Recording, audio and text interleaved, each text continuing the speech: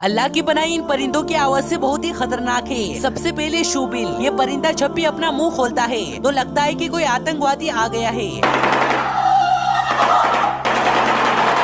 Next laughing Kookaburra, इसकी आवाज तो ऐसी है कि जैसे कोई चुड़ैल हंस रही हो।